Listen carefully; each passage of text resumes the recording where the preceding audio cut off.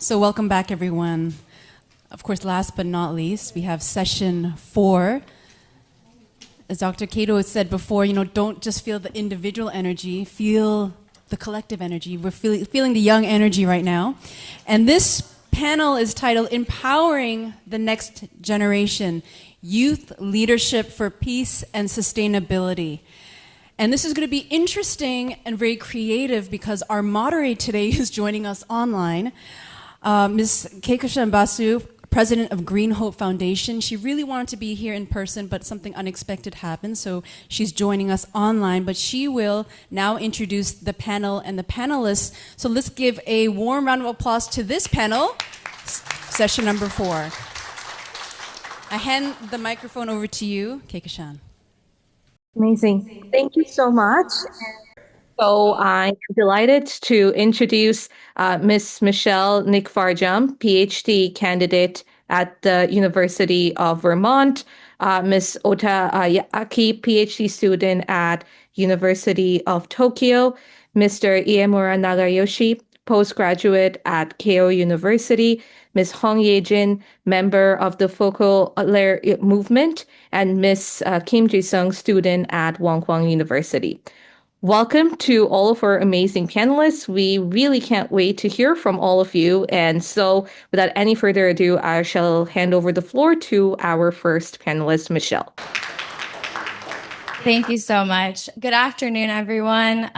Thank you so much for having me. It's an honor and privilege to have come all the way from Vermont.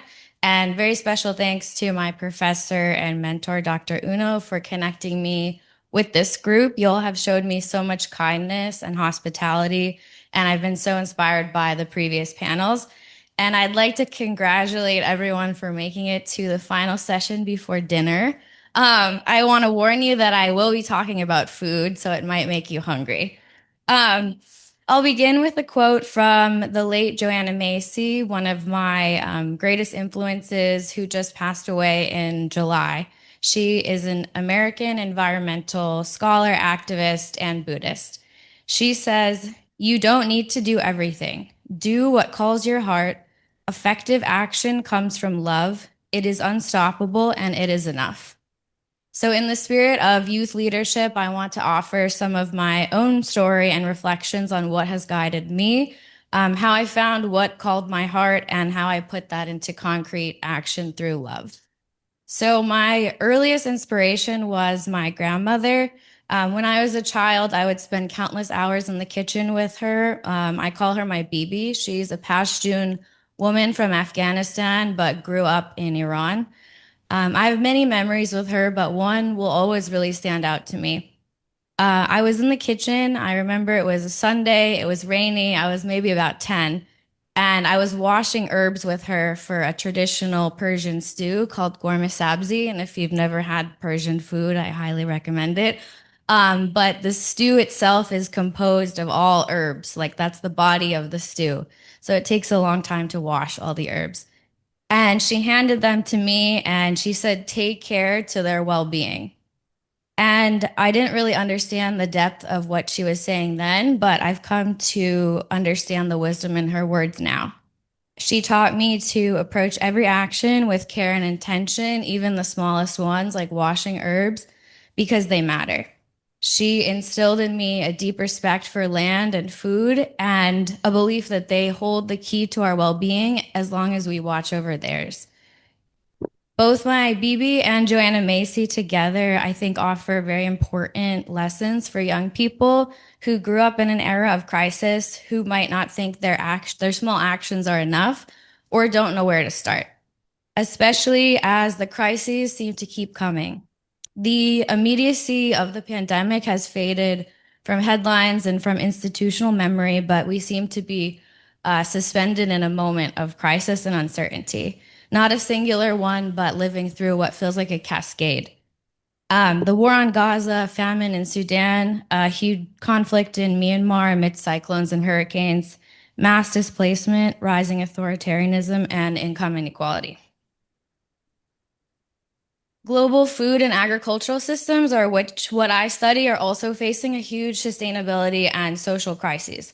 Despite the promises of feeding the world, the industrial model of farming has consistently failed to deliver on basic human needs while accelerating ecological collapse.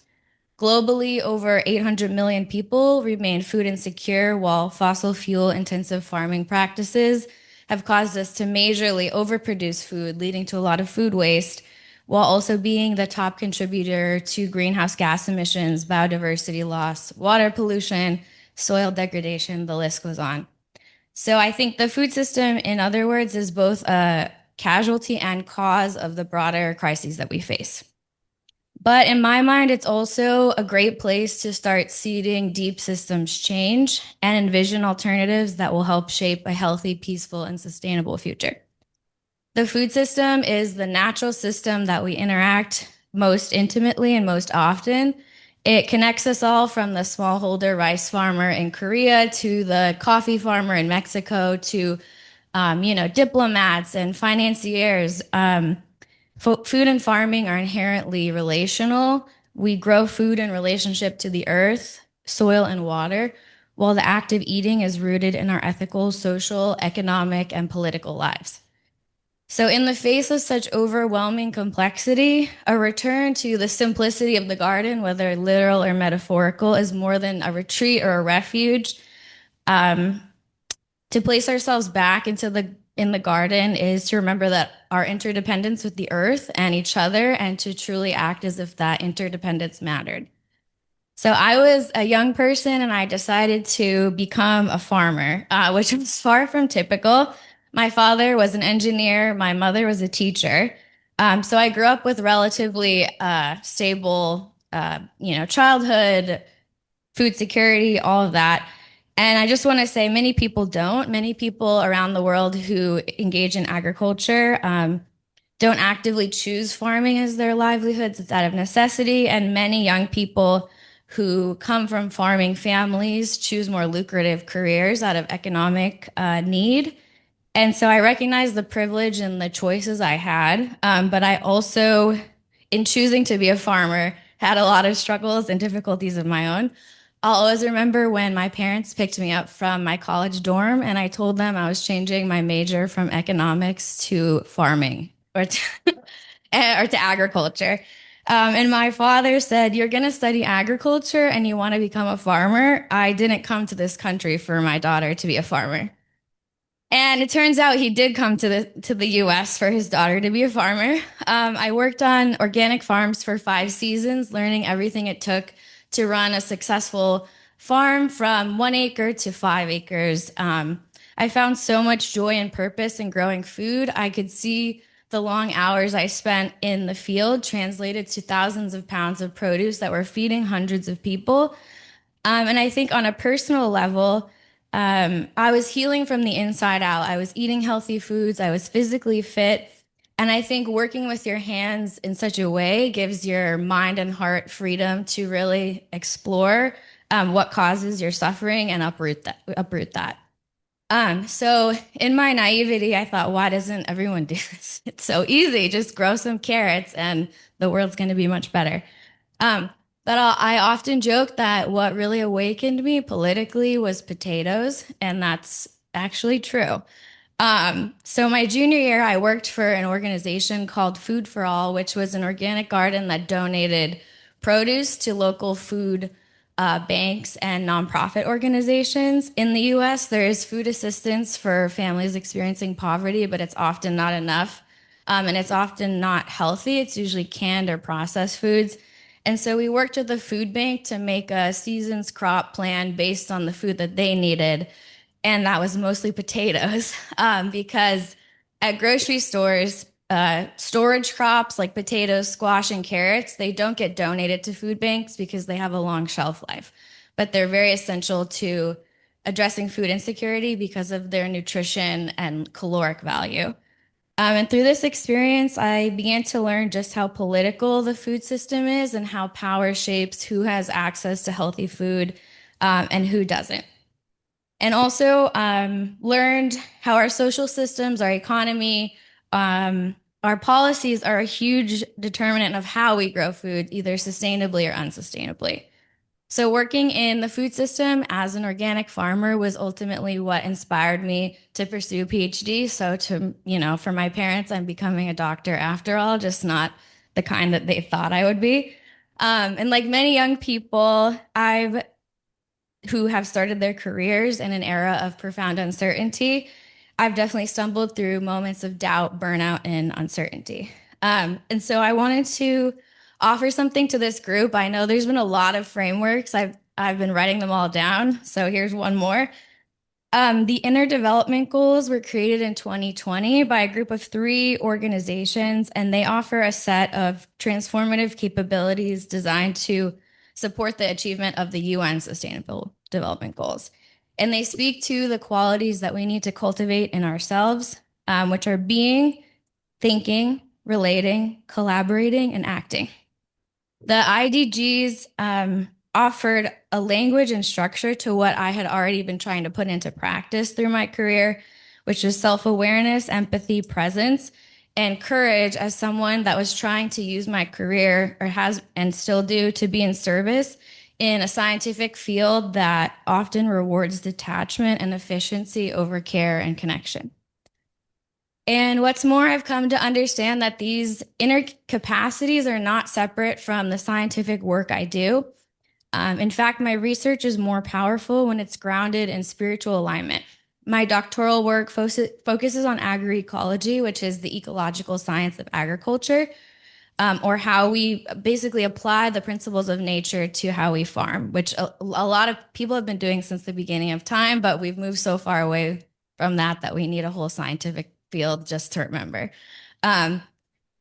It invites us to ask, how do we design food systems that mimic the intelligence and relationality of nature itself? How can we grow food in ways that heal ecosystems rather than degrade them? These are scientific questions, but they're also deeply spiritual ones.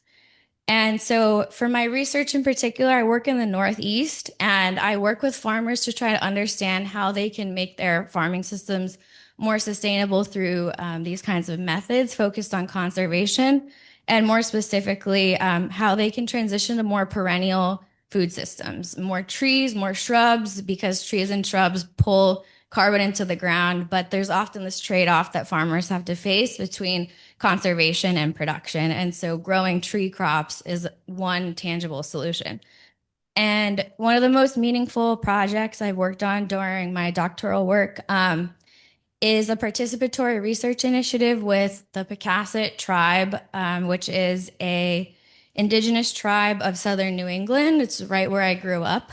They have about 200 or 300 people in their tribe, and our collective project was creating this agroforestry garden. It was a way that they've already been working to restore their traditional native foodways and support climate adaptation. But together we planted over 200 trees and shrubs. So like think chestnuts and hazelnuts, plums, basically everything you can think of, but also crops that were important to Native Americans that people might not have heard of. So ramps, which is a wild garlic, June berries. And the Forest Garden has hosted now several workshops that bring young people from the tribe who maybe have never planted a tree, or also youth from the surrounding urban areas to plant. And through this project, I've really seen what a positive impact science can have when you ask the right questions and you have the right intentions, and how the merging of modern science with spiritual values and traditional knowledge is essential to designing solutions for a just and sustainable future. And so as a PhD student and soon to be doctor of food systems, knock on wood, I need to finish writing. Cultivating the inner development goals has meant for me, I don't just write grants to publish papers, but to distribute resources to people that need them. It's meant showing up to plant the trees with community members instead of just collecting data about them. And in this way, my research and career journey has been less about climbing a ladder and more about deepening a commitment.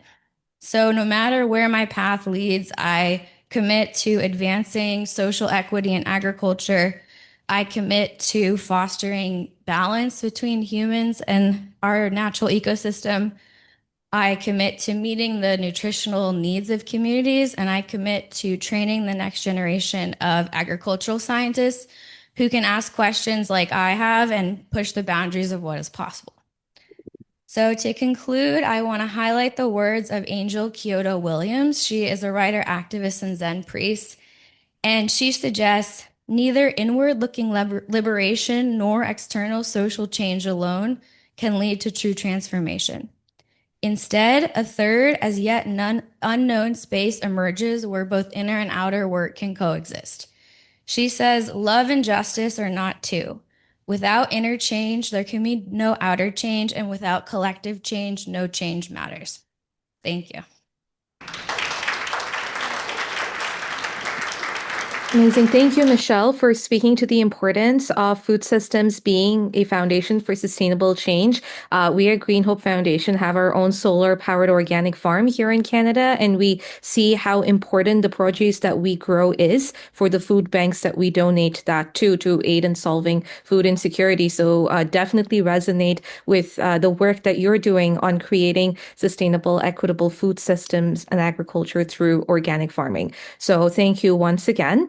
I will now give the floor to our next panelist. Aki, the floor is yours. 안녕하세요. 반갑습니다.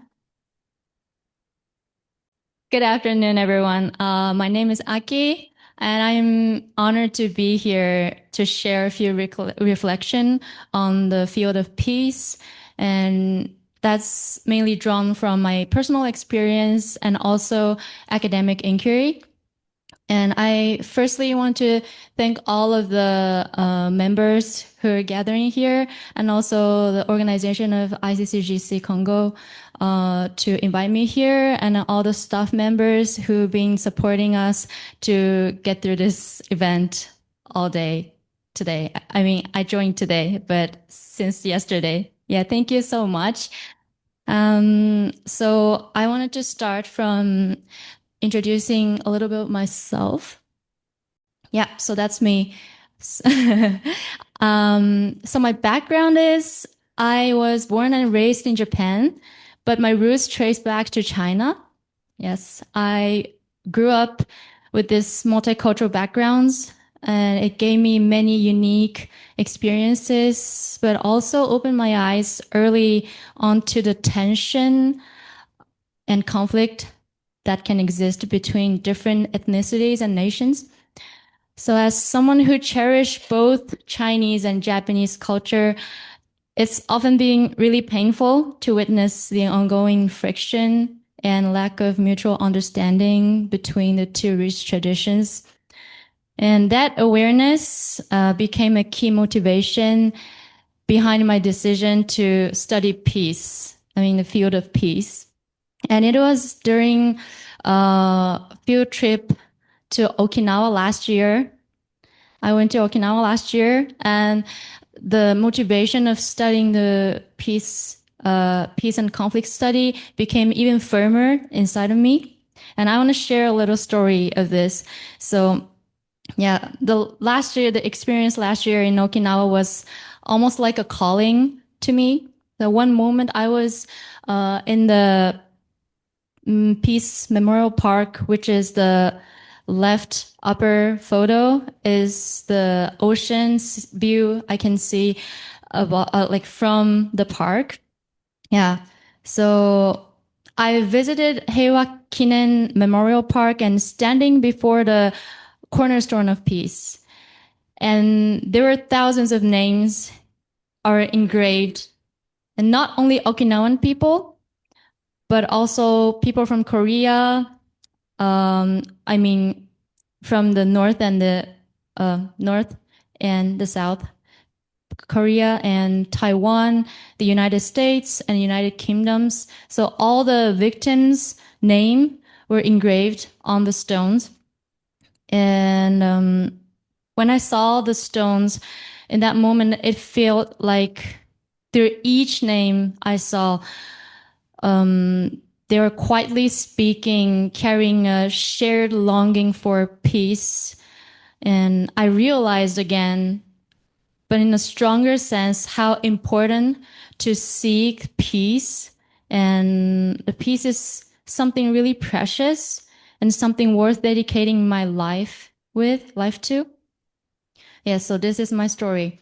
And before that trip, I was at the state of doubting myself, wondering whether studying peace was too idealistic, even pointless. So this is maybe some of you can understand this kind of struggle. But yeah, I'd heard people saying not everyone wants peace because by tearing apart the piece, people can gain something else. And this is a reality. And it is not easy to face a reality of such world and harsh comments like that. But in Okinawa, I felt that deep silent cry of people who lost their lives through the war, and not just as an abstract concept, but as a very real and human need the peace is. And my study subject is Johan Galtung, who is Norwegian peacemaker, who is known also as the father of peace studies, father of peace studies. He once said that peace isn't something that simply exists. It's a process. So it's about learning to live with conflict, not without conflict, and putting that learning into action. And I totally agree with his point. Peace isn't a state we magically arrive at. It's something we have to actively create every day. And this year marks 80th years since the end of World War II, and a pivotal moment in human history. I really think it is. But today, the fear of war seems to be fading. And with that, our awareness of peace is also beginning to, erode. So from regional conflict and political polarization to the inability to accept difference, we're surrounded by signs that peace is more fragile than we thought. And I ask myself a lot, what can I do and what can we all do as global citizens? And the answer, I keep coming back to this, is really simple, is we must learn. And what we learn from is we should learn from past, present, and ourselves. So I'll go more deeper into this. So firstly, we should learn from the past because history repeats itself. And if we don't confront uncomfortable truth, we can't prevent the same mistakes. And look at Germany's post-war education. It's a great example how people faced their uncomfortable history, but they rose up from that uncomfortableness and stood up and create something new in the society and also the world. And the second is learning from the present means questioning what we see, asking why it is happening. Keep questioning even when the answer is uncomfortable.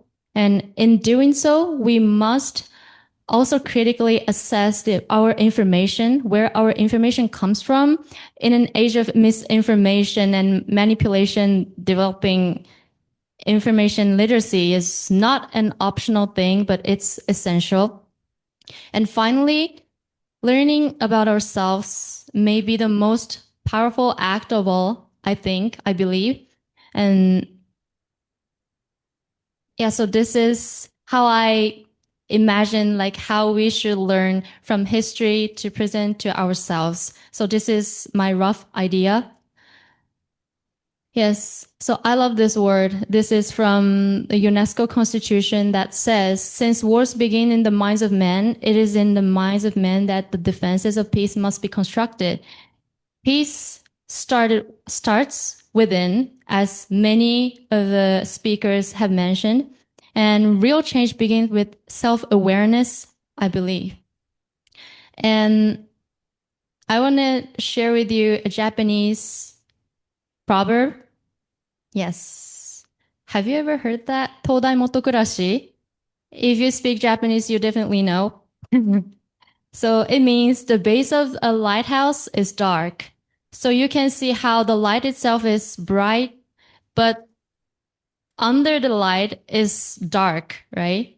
So this reminds me always that I often overlook what's closest to us and always looking around people around us and the world around us, society, communities, and picking up something bad from them. But I want to say maybe the closest being, which is ourself, is more important. We need to face who we are and how we are.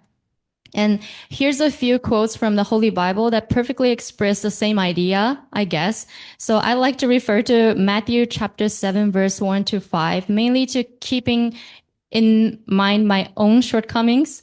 Yeah, it says, do not judge, or you too will be judged.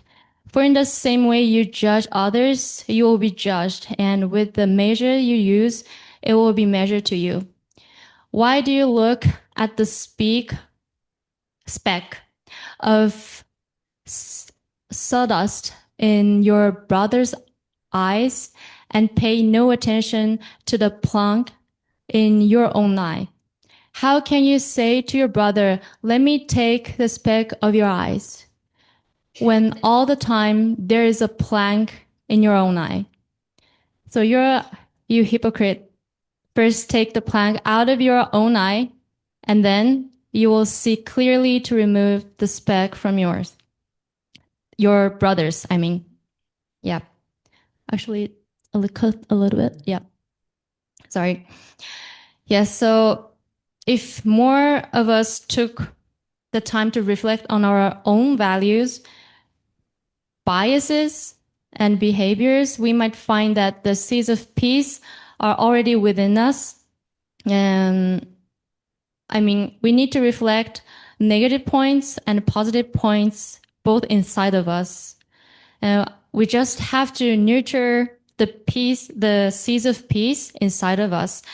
The world today desperately needs what Johann Galtung and UNESCO called a culture of peace. So in international politics, some theorists like Thomas Hobbes or Hans Mogento argue that conflict is part of human nature, and maybe it is, but so is the desire for peace, right? Do you all agree with that, right? Yeah.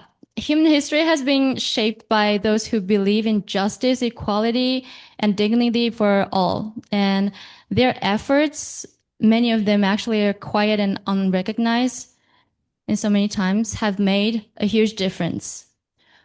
So just last year, Japan's Hirankyo was awarded the Nobel Peace Prize, honoring the lifelong commitment of atomic bomb survivors to educate the world. And it took 68 years for them to get to that point. And that is what the pursuit of peace looks like, I believe. And not just an ideal, but daily practice, sacrifice, and persistence. So to close, I'd like to quote Mahatma Gandhi, whose words deeply resonate with my journey, is, there's no path to peace. Peace is the path. So peace doesn't wait for us at the end of some road, like some kind of thing we can see, but it is formed in the way we walk it, in our actions, in our conversations, and in the choices we make every day. And so I will continue to walk this path, to study peace, to listen, and in the near future, hopefully to share the tools and knowledges we need to build a more peaceful world. Yeah. Thank you very much for listening. Amazing. Thank you, Aki, for sharing the important work that you do in the field of peace, justice, and conflict resolution, the calling that led you to pursue peace both in your studies and in your daily life, no matter the challenges, and the importance of learning from the past, present, and ourselves to create a culture of peace through our every choice and action. Thank you once again, and I shall now give the floor to Nagayoshi. Thank you for kind introduction of me, and good evening, everyone. I'm really have to say thank you for Miss Katie Matsui who invited me to here, and everyone have some like professors and yeah, amazing people. And I'm really honored to be here and to collaborate with these younger communists. Then today I'm going to talk about my self-reflection and my group, what group I'm in, and what I did in the past. So let's get started with the introduction. I'm sorry for my poor English. Please go easy on me. Um, okay, it's okay. And let's begin with my self-introduction. And my name is Nagayoshi Iemura, and I'm a graduate student at Keio University and the uh, sorry, Department of Integrated Design Engineering. This is kind of robotics. So it appears that there's no connection with my major and this kind of conference, but I'll talk about that later. And I'm a member of IERF and promoting peace through global intercultural exchanges. And also, I belong to Rachel Koseikai and 80s Gakuin Lotus student. And yes, these are my introduction. So, next. And first of all, I have to talk about my school days because this Kosei Gakuen is my beginning of journey. And this school was founded by Nikyo Niwano, as shown in figure 2. He is also a founder of Rishio Koseikai and WCRP, you know. And WCRP is World Conference of Religion for Peace. And his founding spirit was one should diligently pursue both learning and practice. And there are also 5 practices to cultivate religious sentiment: greeting others, expressing gratitude before and after meals, and bowing when entering and leaving the school gate, and organization and tidiness. And lastly, thoughtfulness and consideration for others.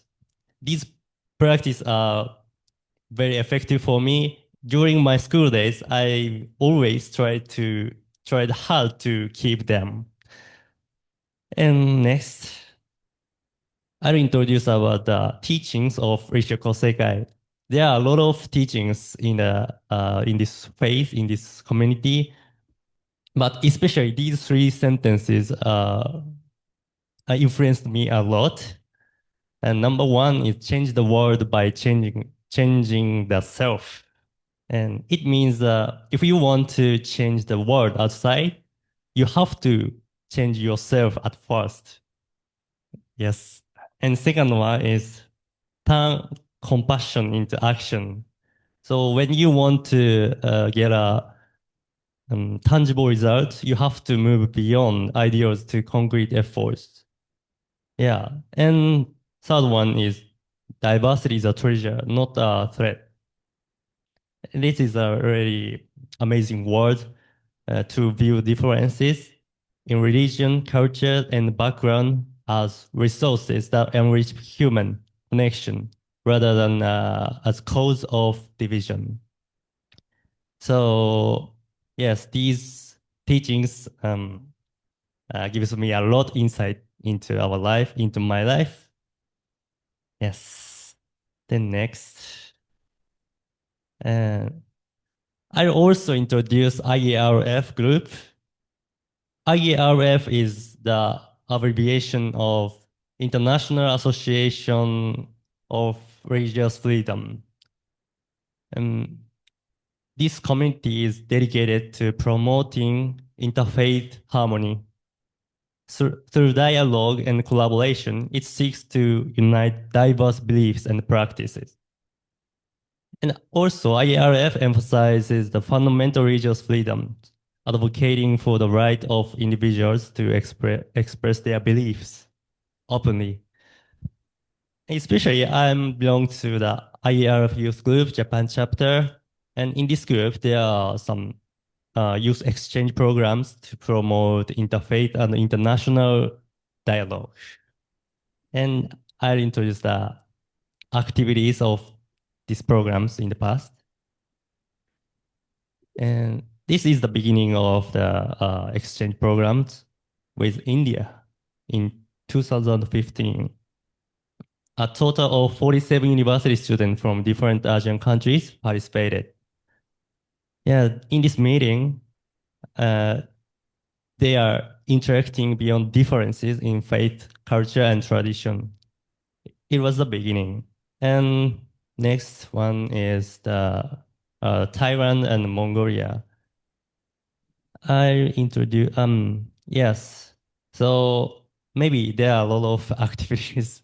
So I talk briefly. And left side figure shows the youth exchange program with India. Yes, in this program, India, no, India, Thailand. I'm sorry. And IRF collaborated with Institute for Human Rights and Peace Studies, Mahidol University in Thailand. And also in the right side, it shows the program with Mongolia. We collaborated with New Mongol Academy, Ulaanbaatar, Mongolia, yes. And next one is the youth exchange program with Korea. There's a lot of times to collaborate with KOCUNIDP, that is the Korea Organizing Committee for the International Day of Peace. So by doing this, today, there's Mr. Kim Tae-san, and he's a very, how can I say, sponsor of this programs. And I actually participated in this program in 2025. Yes, that was so invaluable experience for me. And next program is the program with Bangladesh. And actually, I participated in this program in 2022. We visited the orphanages in Bangladesh and donated the food, school supplies, and yellow hats to the children. Why we choose the yellow hats is in the Bangladesh, there are a lot of car accidents. So if children have wear some outstanding outfits, they can be easily recognized and they can avoid the car accident. That's our desire. And also, we immerse ourselves in local culture and religion. This experience gives me a lot insight. That is what they needed, what the kind of poor countries people, what they really needed was not pity, but sustainable support and belief in their potential. Yes. And also there's a exchange program with Wattpad College. And this is, yes, and Professor Terasawa gives us some lecture on reconciliation between Japan and Korea, kind of. So yeah, it was the IRF program. And I our IR youth group has other programs like World Congress, participating in World Congress or online exchange meetings. So we did a lot of activities to realize the interface and international dialogue. So IERF perspectives and future I introduce. And okay, IRF's global role in interface dialogue is that IRF has significantly influenced interfaith relations, promoting a dialogue-focused approach globally, and plans future initiatives to enhance its outreach and impact. And these three factors are these three things are our future of the IR youth group, future view of the IR group. The one is guideline for youth activities, and number two is building ongoing relationships, and number three is hybrid style for continuity. So, I mean the online and face-to-face style. And next, I'll show you about my research. It's totally different from the kind of topics, but okay, I'll talk about this briefly. There's some challenges of leg robots on operating outdoors. So robots need to adapt surrounding changes. So, for example, when about to lose balance, speed becomes more necessary, And when subjected strong impacts, we need to torque more.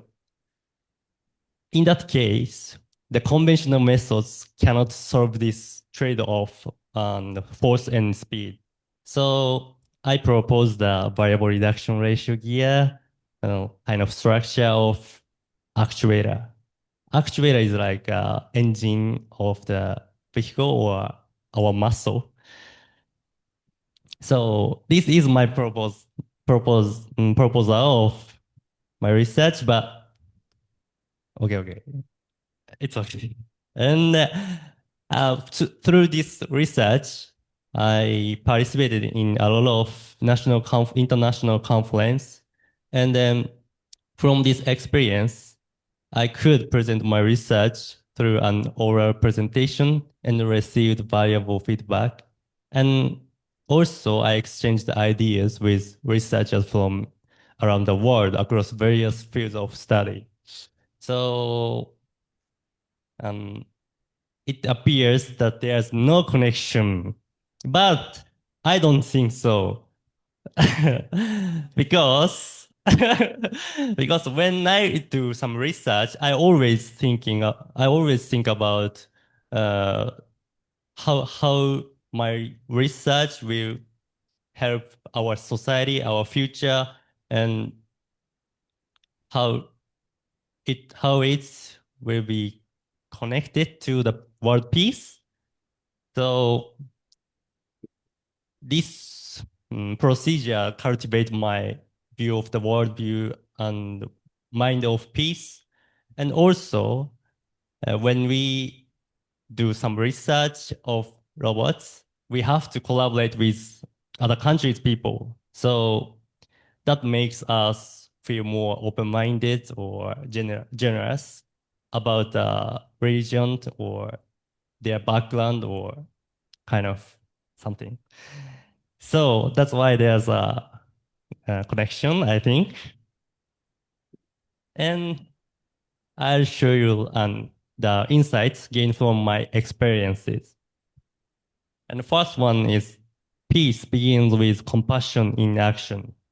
From Rishio Koseka's teachings, I learned the inner transformation and empathy must translate into tangible contributions to society. And the second one is the value of sustainable support. In IARF programs, I learned that beyond material aid, long-term empowerment and belief in people's potentials are essential. And the third one is mutual respect through cultural exchange. And by engaging with people around the world,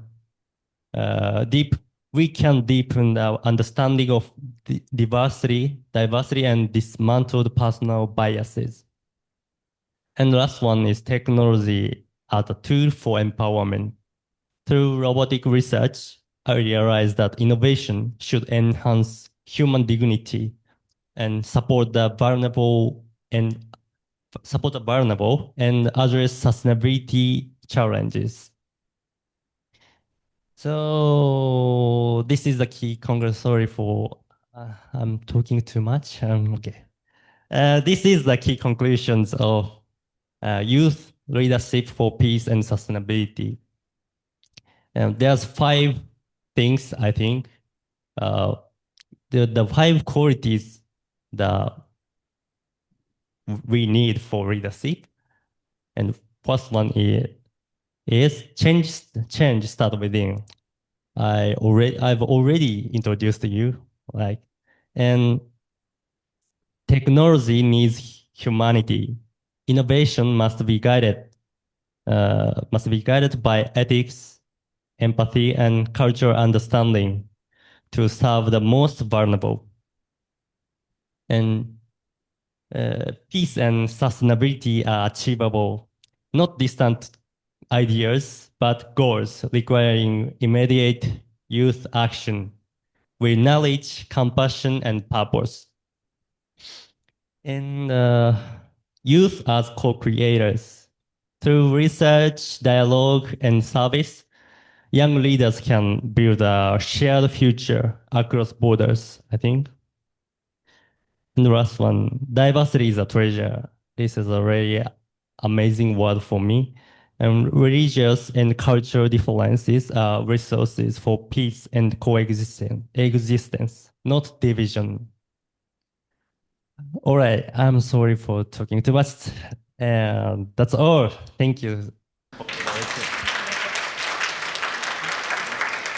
Thank you, Nagayoshi, for speaking about the work that you and your fellow youth do on promoting interfaith harmony globally through dialogue and collaboration, and your research and studies on legged robots and how you use that to create societal change through dialogue and collaboration. Thank you once again, and I shall now hand the floor over to Yejin. Hello everyone. 안녕하세요. My name is Yejin Hong, and I'm Catholic and member of Focolare movement. I kindly ask for your understanding as I will be presenting in Korean due to my limited proficiency in English. 그러면 한국어로 예 해보겠습니다. 좀 인터프레터를 끼시면 네. 감사합니다. 네, 저는 청년들의 리더십을 이제 가톨릭의 관점에서 그리고 포콜라레의 관점에서 좀 다뤄보려고 하는데요. 저는 청년들의 리더십이 어떻게 구성되는 것일지 생각을 해봤을 때, 사실 청년들의 리더십은 전에 없던 새로운 리더십을 창조하는 것보다도 닮고 싶은 리더들의 모습을 보면서 자신들의 고유한 리더십을 꾸려가는 것이라고 생각해요. 그래서 평화와 지속 가능성을 위한 리더십을 다룰 때 포콜라레 운동에서 그리고 가톨릭 내에서 사실은 한 명의 청년 리더인 저에게 가장 중요한 한 분과 그리고 포콜라레 운동을 다루면서 저에게 영향을 미친 과거의 리더십들을 좀 살펴보고 그리고 현재와 미래 제가 지속 가능성을 위해 어떤 노력들을 하는지 그리고 가톨릭 교회 내에서 청년들이 중심이 되는 2027 서울 세계 청년 대회 행사에 대해 나눠보고자 합니다. 네, 목차는 요랬고요. 네, 우선은 프란치스코 교황님에 대해서 말씀을 드리려고 하는데요. 프란치스코 교황님은 에서 보시다시피 레오 교황님은 굉장히 화려한 그 빨간색 망토, 모제타를 입고 계시는데 프란치스코 교황님은 그런 빨간색 망토를 화려하다는 이유로 입지 않으셨어요. 그리고 교황명도 그 누구도 택하지 않았던 가톨릭 내에서 가난의 아이콘인 프란치스코를 택하셨어요. 그래서 이런 모습들은 청빈 서약을 한 수도자의 면모들을 드러낸다고 할 수 있는데요. 그래서 제가 프란치스코 교황님을 생각하면, 교황님께서 평화의 전도사였다는 점도 빼먹을 수 없는데요. 다음 사진을 보시면, 프란치스코 교황님께서는 이스라엘과 팔레스타인의 전쟁이 시작됐을 때, 팔레스타인 가자 지구의 유일한 그 가톨릭 본당 주임 신부님, 신자들과 정말 자주 영상통화를 하시면서 가자 지구의 상황은 어떤지 늘 염려하시고 축복을 보내셨어요. 그 사진이 왼쪽에 있는 사진이에요. 교황님이 이렇게 인사하시는 거를 제가 가져왔고, 그리고 또한 러시아와 전쟁 중인 우크라이나 지역에는 오른쪽 사진에 보시다시피 직접 구급차를 선물하시기도 했어요. 그래서 프란치스코 교황님은 늘 그렇게 가장 약하고 소외된 이들을 향하셨고 직접 행동으로 보여주셨는데요. 취임 후 첫 순방지로 난민의 섬이라 불리는 람페두사 섬을 향하셨는데 그게 왼쪽에 있는 사진이에요. 람페두사 섬에 가셔서 직접 난민들을 만나셨던 그런 모습인데요. 그리고 오른쪽에 있는 사진은 자신의 생일에 홈리스들을 초대하셨던 사진이에요. 그리고 교회에서 늘 단죄받던 이혼 가정, 임신 중지를 한 여성 성소수자들을 따스하게 품어주는 모습들을 보여주셨습니다. 그리고 교황님의 또 중요한 한 가지를 더 말씀드리면, 함께 가는 길, 시노드 여정이라고 할 수 있는데요. 사실 시노드는 한국 이름으로 되게 복잡해요. 세계 주교 대의원 회의라는 엄청난 이름인데, 이게 제 16차 정기총회는 이전의 회의들과는 정말 많은 면에서 달랐는데요. 원래는 한 달 남짓이었던 기존의 시노드들과는 달리 16차 정기총회는 3년 동안 진행이 되었습니다. 또한 그 전에는 주교들만 대의원으로 참여를 했다면 이번에는 여성을 포함한 평신도들, 수도자들도 함께 했습니다. 이게 시노드의 어원이 고대 그리스어 쉰, 함께, 위드와 그리고 호도스, 길, 로드가 합쳐진 말인 것을 생각하면 그 전까지의 시노드들은 사실 제대로 된 시노드라고는 할 수 없을 것 같아요. 왜냐면 함께 가는 길인데 그 모든 그리스도교 백성이 포함된 게 아니라 그냥 주교들만 함께 했던 거니까. 근데 또, 그리고 이번 시노드는 교구, 대륙, 보편교회 3단계 구조로 진행이 되었는데 이게 더 많은 하느님 백성의 목소리가 담길 수 있도록 한 것이라고 볼 수 있습니다. 그래서 특히 이번 시노드 여정은 성령 안에서의 대화 방법으로 진행이 됐는데요. 이게 공동 식별의 체험들이 포함되어 있었어요. 그래서 모든 하느님 백성과 함께 하려는 프란치스코 교황님의 진심이 저는 많이 느껴졌습니다. 네. 그 다음에 포콜라레로 좀 넘어가 보면요. 포콜라레 운동은 끼아라 루빅이라는 평신도 여성께서 만드신 가톨릭 운동인데요. 포콜라레 운동은 다양성을 존중하고 소중히 여기면서 일치의 메시지를 세상에 전하고 더욱 일치되는 세상을 이루는데 협력함으로써 그들이 모두 하나가 되게 해주십시오라는 요한복음의 예수님의 기도를 실현하고자 하는 운동입니다. 그래서 이 목적을 이루기 위해서 무엇보다 대화를 통해서 개인과 민족과 문화 사이의 형제적 관계를 이루려고 노력하고 있어요.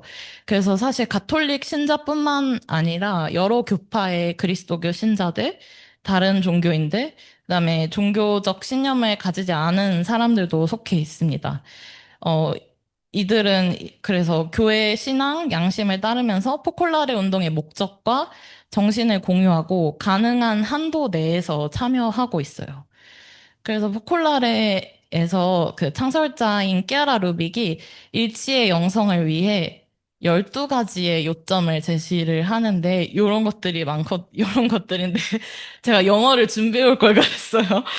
근데 이제, 이런 12가지 요점을 제가 읊어드리는 것보다는, 어, 이 포콜라레 운동은 결국 단순히 하느님을 믿는 것뿐만 아니라, 저희 첫 번째 요점인 사랑이신 하느님을 믿는 것이라고 할 수 있는데요. 그래서 내가 먼저 사랑해서 일치의 사랑으로 나아가는 것이라고 할 수 있겠습니다. 그래서 프란치스코 교황님과 포콜라레 운동을 핵심적으로 관통하는 것은 저마다 함께 일치를 이루어가는 여정이라고 생각해요.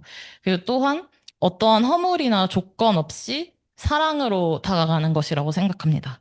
그래서 제가 좋아하는 한 성공의 신학자의 말을 나누면 하느님을 사랑한다는 것은 하느님처럼 사랑한다는 말을 나누고 싶습니다. 네, 그 다음 이제, 현재와 미래, 제가 하고 있는 것들에 대해서 좀 나누면, 저는 지속 가능성이라는 말을 들었을 때, 지속 가능성을 위해서는 저 자신부터 지치지 않고 계속 해나갈 수 있는 힘을 길러야 된다고 생각해요. 그래서 그렇다면 어떤 희망이 필요하기도 한 것인데, 프란치스코 교황님도 희망에 대해 계속 역설하셨고, 그리고 결국 하느님께 근원을 둔 희망만이 우리를, 그리고 저를 나아가게 한다는 생각이 들었어요. 그래서 저는 하느님과의 개인적이고 인격적인 만남, 그리고 서로 안에 계신 하느님을 발견하는 것이 중요하다는 생각이 들었습니다. 그래서 제가 하느님과 개인적이고 인격적으로 만나는 방법에 대해서 그 로욜라의 이냐시오 성인이 만든 양심성찰 기도에 대해 나누고 싶은데요. 네. 그, 양심성찰은 프란치스코 교황님의 소속 수도회였던 예수의 창립자 로욜라의 이냐시오 성인이 이제 기도할 시간도 부족할 만큼 열심히 활동하는 자신의 수도 회원들을 위해서 만든 그런 기도인데요.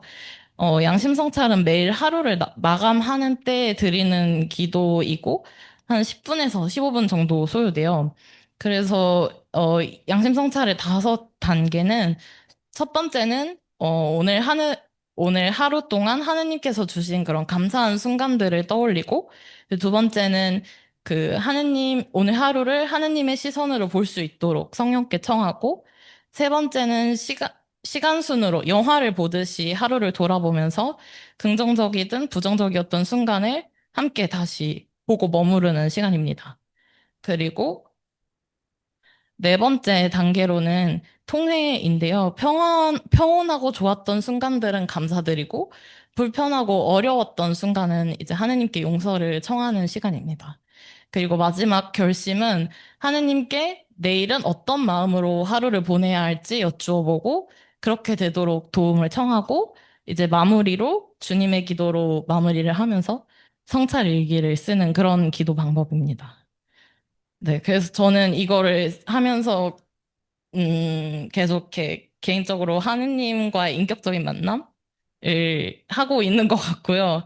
그리고 이제 서로 안에 계신 하느님을 발견하는 것에 대해서는 포콜라레 운동의 영성 도구들을 통해서 다가갈 수 있다고 생각을 합니다.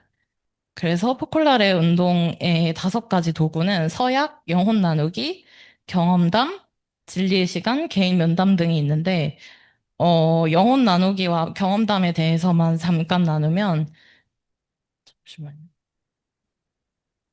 네. 어, 이것들은 이제 그 영혼 나누기는, 어, 서로가 소유하고 있는 영적인 재산을 모두의 것이 되게 하기 위해서 다른 이들의 성덕에 협력하기 위해 실천해야 되는 건데요. 이제 묵상의 결실들을 함께 나누는 것이라고 생각하시면 되겠습니다. 그리고 경험담은 생활 말씀, 그러니까 복음 말씀이든 그 성경의 말씀을 삶으로 살아낸 경험을 나누는 것이라고 할 수 있어요. 그래서 제가 담고자 하는 그 두 리더십에서 그 제가 함께 가는 여정을 체험했던 경험을 나누어 보고자 하는데요. 제가 제주 강정마을에 위치한 성 프란치스코 평화센터라는 곳이 있어요. 그래서 거기서는 청년들을 대상으로 평화 캠프를 열고 있는데요. 작년에 시작했던 평화 캠프는 올해가 두 번째였는데 제가 두 번의 평화 캠프에 모두 참여를 했었습니다. 근데 두 번째에 참여한 평화 캠프에서 종교를 갖고 있지 않은 분들의 비율이 되게 높았어요. 근데 제가 가톨릭 우물안 개구리로 살아와가지고 제가 처음에는 그분들과 잘 대화를 나눌 수 있을까 이런 걱정이 조금 있었는데 하지만 함께 강정의 그런 평화 운동과 제주도의 슬픈 역사인 4.3 사건에 대해서 많은 이야기들을 나누면서 모두가 지향하는 가치인 평화는 정말 너무나도 분명했고 평화를 위해 노력하는 서로의 삶의 모습들을 나누면서 많은 위로와 희망을 보았던 것 같아요. 그래서 예수의 신학자인 칼 라너가 제시한 익명의 그리스도인이 이들이 아닐까라는 생각이 들었습니다. 그리고 두 번째 나눔은 제가 홍콩 동아시아 청년 떼제 모임에 갔었던 건데요. 올해 5월에 홍콩에서 열린 모임에 다녀왔는데 그 젊은 그리스도교 신자들이 함께 모여서 기도하고 나누는 시간들은 정말 특별했습니다. 특히 성경 나눔 시간에 한국어 사용자들끼리 모여서 이렇게 성경 나눔을 했는데 몇 중국 친구들이 한국어를 하지는 못하지만 한국에 대한 관심으로 한국 친구들이랑 같이 나눔을 하고 싶다고 온 거예요. 그래서 이제 같이 안 되는 언어로 막 서로 이렇게 나눔을 하는데, 친구들의 이야기를 들어보니까 되게 감동적이기도 하고, 박해를 받는 상황 속에서도 하느님에 대한 사랑이 정말 가득하더라고요. 그 중국 친구들이. 그래서 굉장히 많이 배웠고, 그리고 그리스도를 믿는 공통점 하나만으로 서로 다른 종교와 문화와 국가에 속한 이들이 다 같이 모여서 평화를 위해 떼제 기도를 바치는 순간들은 정말 아름답고 깊은 일치를 느꼈습니다. 참. 제가 네. 이렇게 떼제 기도를 다녀왔고요. 그래서 마지막으로는 제가 아까 말씀드렸던 27년의 큰 행사인 가톨릭교회의 큰 행사인 서울 세계청년대회에 대해서 조금 나누고자 하는데요. 영어로는 월드 유스 데이고 한국어로는 세계청년대회라고 부르는 행사인데 이 행사는 전 세계의 모든 젊은이들이 함께 모여서 서로의 신앙을 나누는 그런 자리입니다. 근데 이것의 시작이 1983년으로 거슬러 올라가는데요. 그때 이제 교회는 구원의 특별 희년을 지냈고, 요한 바오로 2세 교황께서 다양한 그런 희년 행사 가운데, 젊은이들끼리의 모임을 조직하기를 바라셨어요. 그래서 그 모임에 예상의 4배가 넘는 굉장히 많은 청년들이 모였고, 그 청년들이 모인 다음 해에 유엔은 국제 젊은이의 해라는 것을 선포를 했습니다. 그래서 그 국제 젊은이의 해 선포에 맞춰서 요한 바오로 2세 교황님께서 다시 한번 젊은이들을 로마로 초대를 하셨고 그 처음보다 더 많은 청년들이 교황님의 초대에 응답을 해서 로마에 왔어요. 그래서 로마의 성당 곳곳에서 기도하는 시간을 갖기도 하고 교리 교육도 듣고 그 교황님과 함께 미사를 봉헌하기 위해서 모이기도 했습니다. 그래서 이 두 번의 모임 후에 많은 사람들이 도대체 뭐가 있길래 이렇게 큰 영향을 미쳤는지, 그리고 젊은이들이 뭘 원하는지, 그리고 무엇을 찾고 있는지 묻게 되었습니다. 그래서 그때 요한 바오로 2세 교황님께서 이런 말을 하셨는데, 젊은이들은 서로 만나고 싶어 하고, 그들의 경험을 나누고 싶어 하고, 믿음의 말씀을 듣고자 하며, 미래를 바라보려 하고, 그들의 약속을 새롭게 그리고 굳게 하고자 하는 열의를 느끼고 있다라고 말씀을 하세요. 그래서 이때 세계 젊은이의 날, 월드 유스 데이를 만드셨고, 그 뒤로 이제 계속 지내고 있습니다. 근데 이게 세계 젊은이의 날이 각 교구에서 매년 지내고 있지만 2, 3년에 한 번씩은 이렇게 국제적인 모임으로 하고 있어요. 그래서 이제 27년에는 서울에서 그 국제적인 젊은이의 날 행사가 열릴 예정입니다. 사실 우리나라는 국교가 가톨릭이 아니잖아요. 그래서 국교가 가톨릭이 아닌 국가에서 처음 열리는 월드 유스데이이다 보니까 제 생각에는 더 많은 이들을 위한 자리가 마련되고 그 서로의 이야기를 진심으로 나누는 그리고 희망으로 가득 찬 미래를 꿈꾸고 그를 위해 함께 행동하는 월드 유스데이가 되어야 하지 않나 싶습니다.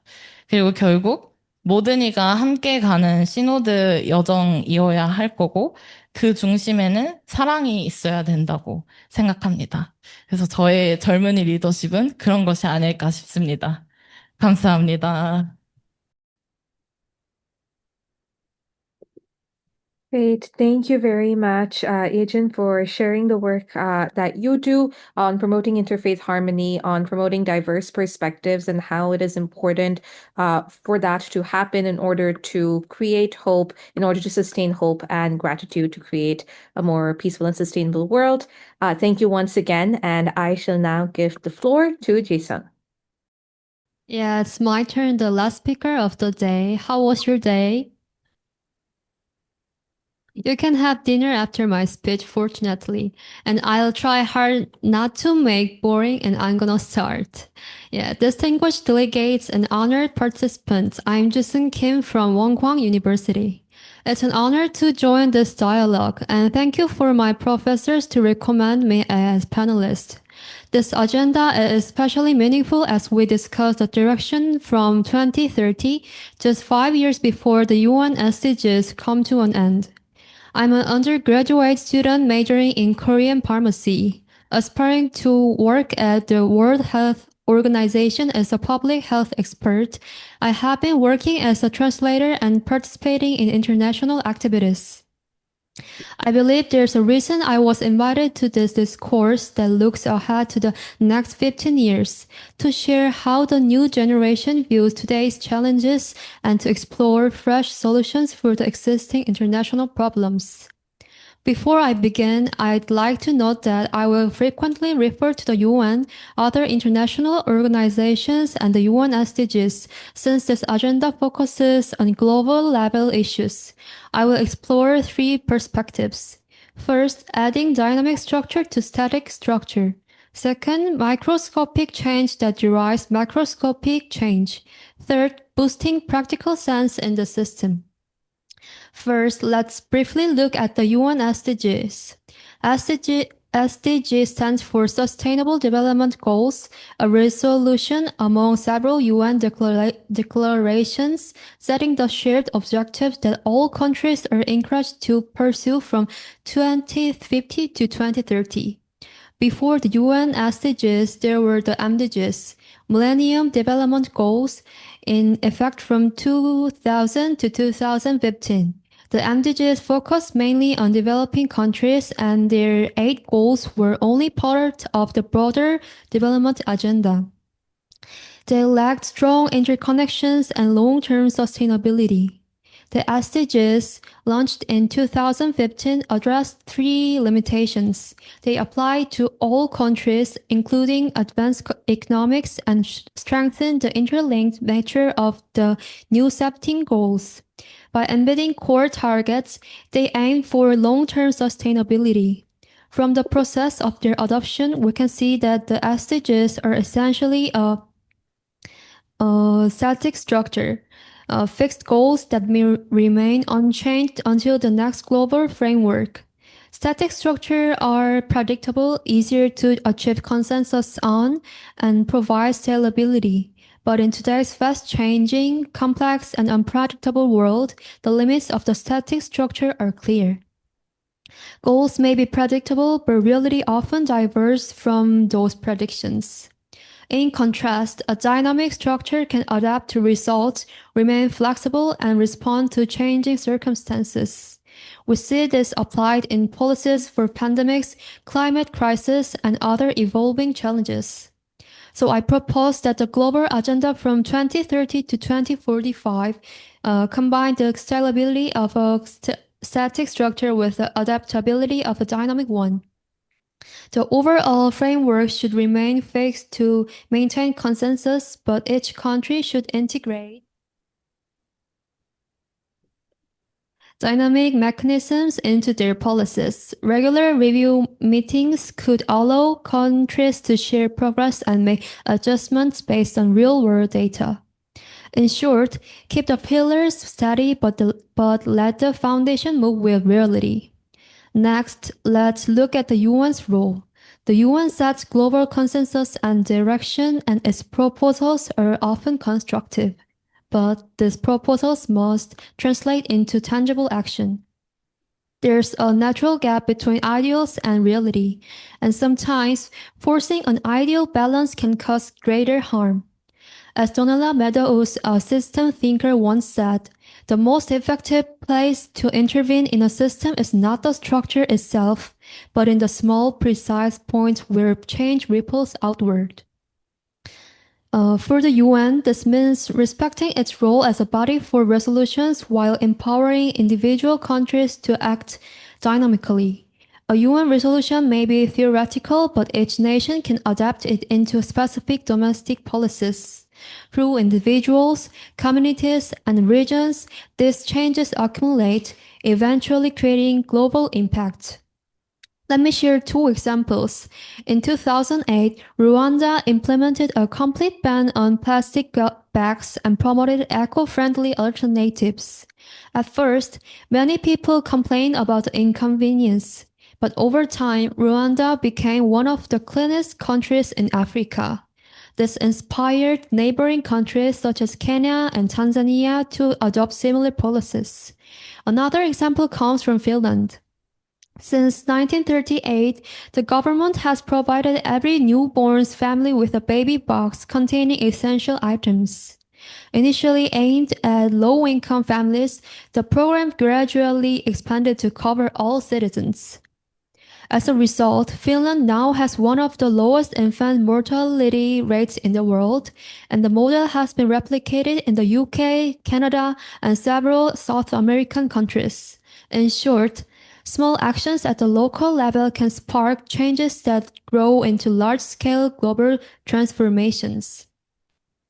And during COVID-19, the UN and the World Health Organization acted as a global control tower.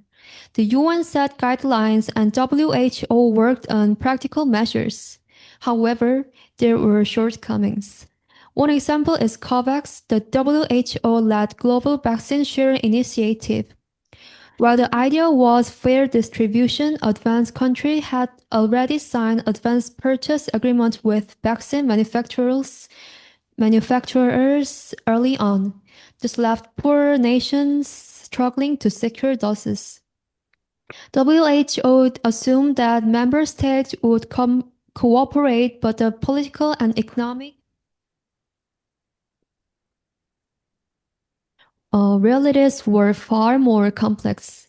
Without legal enforcement power, WHO's guidance remained ethical recommendations. Moreover, much of WHO staff are public health experts rather than logistics specialists, which limited their ability to coordinate supply chains and vaccine distribution. In reality, leadership over vaccine allocation lay more with pharmaceutical companies than with WHO itself. The high infectivity of COVID-19 exposed the structural weaknesses. In normal times, WHO's advice carries scientific authority, but during a crisis, national interests often came first. 6 years since the pandemic began, it's time to integrate these lessons into a more practical, adaptable system. In conclusion, as we look for the 80th anniversary of the UN, the priority is not for perfection, but meaningful progress and completion. Until 2030, we should commit sincerely to the SDGs. After 2030, the next global framework should incorporate the principles we've discussed today.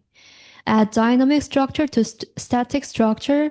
Let microscopic change drive macroscopic change. Boost practical sense in the system. Thank you for listening, and I hope to exchange business card. Yeah, I'm happy to take any questions. Thank you. Thank you, Jason, for speaking about the importance of the Sustainable Development Goals, giving the overview of the various UN sustainable and development processes and sharing the way forward now and as well as beyond the SDGs with microscopic change driving macroscopic change. So thank you once again. And with that, thank you to all of our panelists for sharing your remarks on such a relevant and timely topic and speaking from your own lived experiences as young leaders in your own spheres of influence. I shall now open the floor for questions from the audience. If you have any questions for amazing panelists, floor is now yours.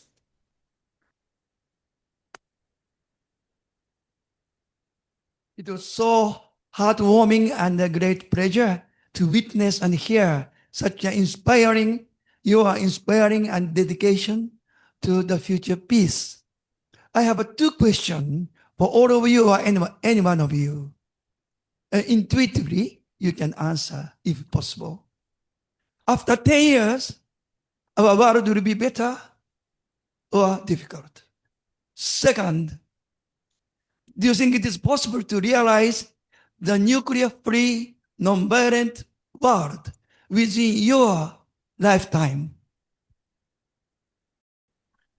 Thank you for that question. I'll hand it back to our panelists, anyone who wants to answer.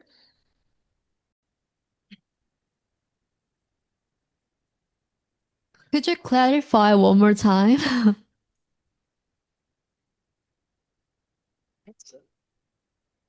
Repeat the question? I see. Our world will be better or worse in 10 years? First question.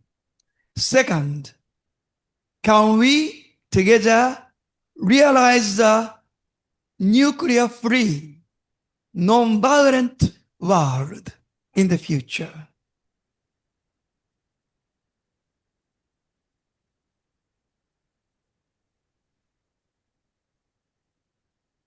If any of our panelists would like to answer those two questions. Yeah, okay. So I personally think it doesn't matter if the world is going to be better or worse because it will just be. And if I personally think that it will be better, and I'd like to think that. And if it's worse, then I'll confront it then. But what I personally think might not change the broader direction. So I would just stay positive and then see what happens. Yeah.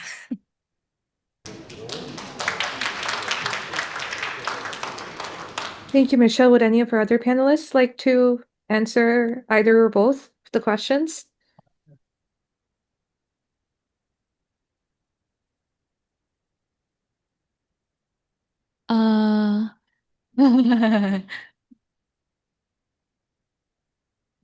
His name. Where is he? Yeah. Thank you for your question, Professor. No, Terasawa. Thank you. For both questions you gave us, I have only one answer. It's all depends on us. Depends on what we do and what we learn, how we learn, and most importantly, I guess it's who we learn from is probably the most important, because for the younger generation like us, we often really gets confused by who should we follow and who should we learn from, because there are so many informations and so many things that looks like the ultimate answers, but actually it's not. I mean, if there is any certain concrete answer, then the world won't be like this, right? So I think we're still on the process of looking for the answer. And I feel like I'm the one who is with this mission. And I hope more fellow, like the people in the same around age like me would join into the, how to say, the movements of peace. I truly want to become an advocate. So that's why I'm learning right now. And I'm still not enough as a peace worker. I used to want to be diplomat in order to, yes, in order to do something tangible to make world peace. But I suddenly realized that I haven't learned enough. So that's why I'm here learning. So for me, I'm really grateful that I can be here because I learned so much today.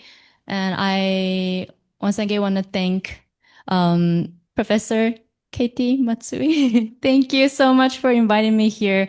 It was really valuable time for me. And I will still, try to answer your question through the rest of my life, I guess. Thank you, Aki. And 감사합니다. thank you for that. And since we are almost at the end of the time, I'd like to take this opportunity to first say thank you for the thought-provoking questions and to then thank all of our panelists today for such an insightful discussion. Due to lack of time, I think those are the only two questions that we could take, but this has been such an insightful panel discussion that truly emphasized the critical role that young people play in driving a more just and sustainable, not just the future, but the present as well. Every single leader today on the panel spoke from their unique lived experiences and shared the amazing work that they're doing. And I think that is proof that despite the fact that we are living in a world that's facing myriad intersecting challenges that require intersectional solutions, instead of ignoring young people due to their age, we must harness that changing potential that young people have and celebrate the everyday actions that we are taking for a better future. And it's important to always remember that age has nothing to do with capability. And thus, as young people, the onus is on us to make sure that every single action that we take is rooted in empathy and compassion for each other and for our planet so that we can create a better, brighter, more peaceful world for our current generation and for the generation to come, because the future of humanity quite literally depends on it. Thank you so much, everyone, and have a wonderful rest of the conference and dinner. Amazing. And do you know why the youth are the future? Because they kept time. It is exactly 6 p.m. That was amazing. So thank you so much to our wonderful moderator who did a wonderful job, seamless online, and also our beautiful panelists. Excellent. Thank you so much. Thank you so much for that. So this concludes day 2. Again, thank you to each and every one of you because you make this conference possible. So now enjoy your dinner. And after dinner, we have a rich program of evening events. So please check that out. And see you tomorrow for day 3. Thank you so much and good night.